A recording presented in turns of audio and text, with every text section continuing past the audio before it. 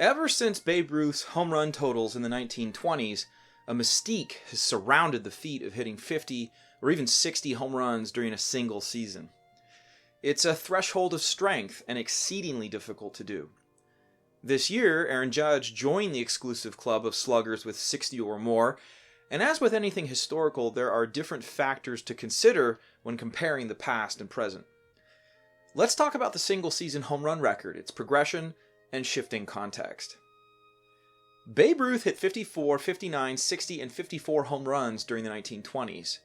Such unrivaled, repeatable power set him apart from everyone else at the time, and to this day, Ruth's lifetime slugging percentage is unsurpassed. Having said that, it was a different era without video rooms, night games, or advanced analytics. Racial segregation separated white and black ball players, and the Negro League's shorter playing season meant power hitters like Josh Gibson and Mule Studdles had fewer plate appearances than their white peers.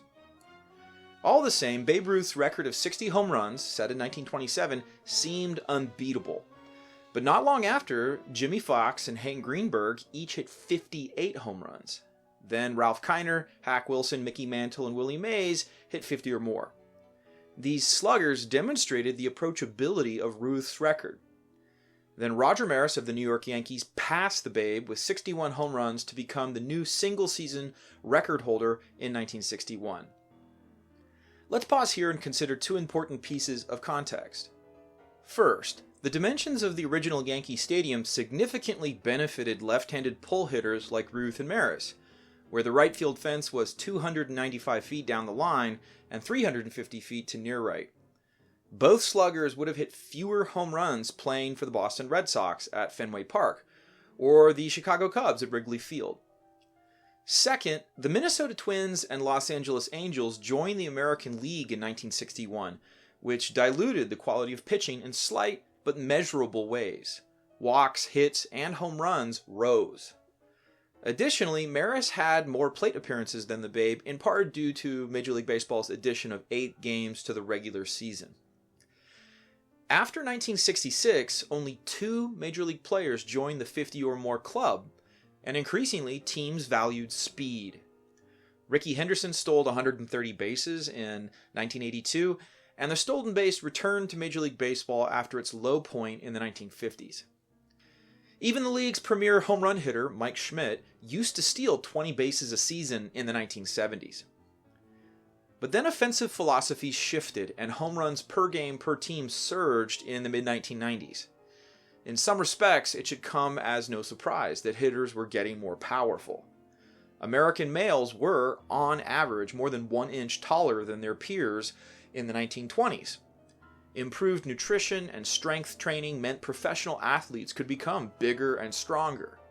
Teams increasingly regarded players striking out more often as less worrisome so long as their sluggers walked often and hit the ball hard.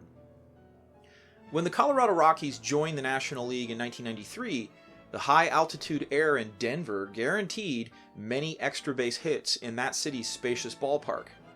And then 2 more franchises joined the National League in 1998, the Arizona Diamondbacks and the Florida Marlins.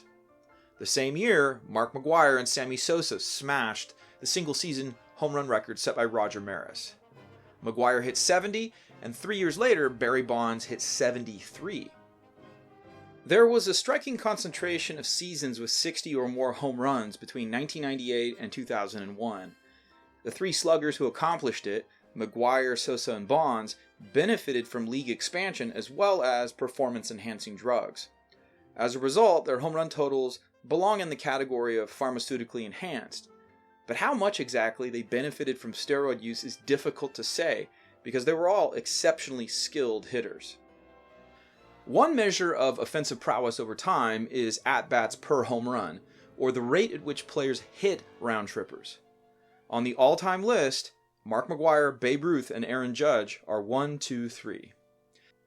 When looking at any player's single-season home run totals, it's worth considering at-bats per home run, the home ballpark's dimensions, the relative dominance of pitching, and whether performance-enhancing drugs are an issue to consider.